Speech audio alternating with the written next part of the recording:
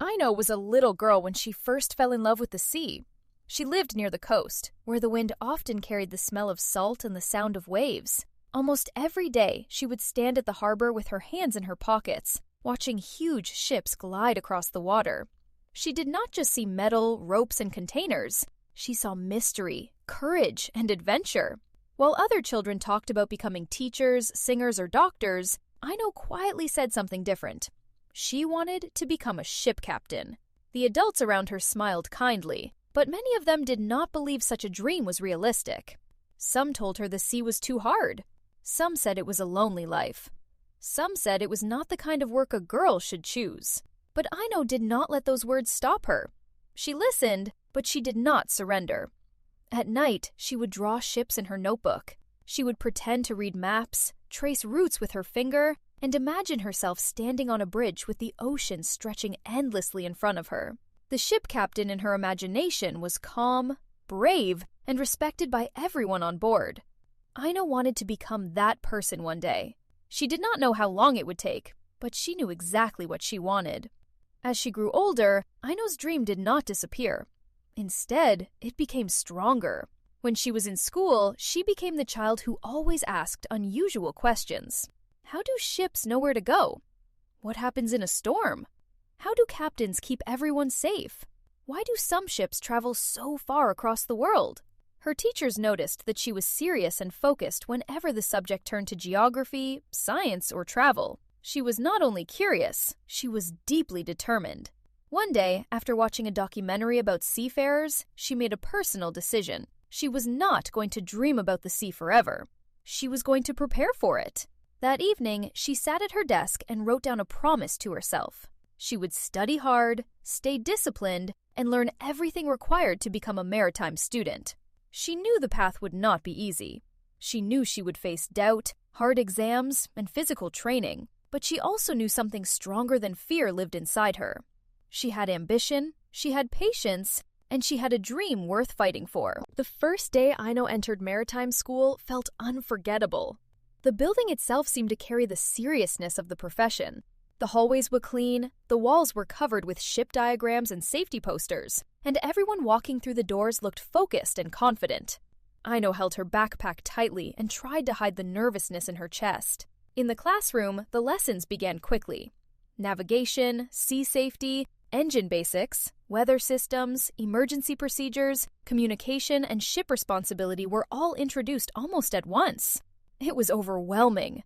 At first, Aino felt like she had stepped into a world that moved faster than she could understand. Some students already knew technical terms. Others had family members in shipping. Aino felt like the quiet new girl trying to catch up. Still, she did not allow embarrassment to control her. She listened carefully, took notes, and paid attention to every detail. She understood that becoming a ship captain would require more than intelligence. It would require discipline, confidence, and endurance. That first day did not make her feel powerful. It made her feel committed. She was no longer just dreaming. She was beginning the journey. The first months at maritime school were not glamorous.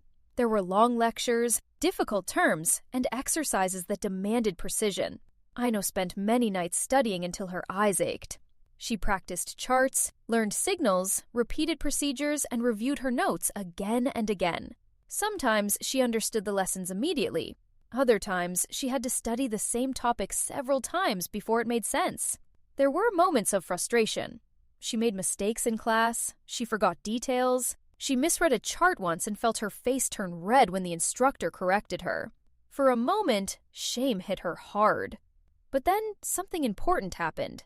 Instead of mocking her, the instructor explained that mistakes were part of the process. On the sea, careless mistakes could become dangerous, but in school, mistakes could become wisdom. That lesson changed her thinking. She stopped expecting herself to be perfect and started expecting herself to improve. The pressure was still real, but now she handled it differently. She became more careful, more patient, and more confident. Every correction sharpened her mind. Every difficult night made her stronger. Slowly, Aino stopped feeling like an outsider and began feeling like a future professional. One day, Aino was assigned her first major practical task. It was not simply about memory, it was about applying what she had learned under pressure. Her heart beat fast as she prepared. Her hands were slightly cold, and she could feel the weight of everyone watching. The instructor gave the signal, and the exercise began. For a brief moment, panic tried to rise inside her. She forgot one step, then another.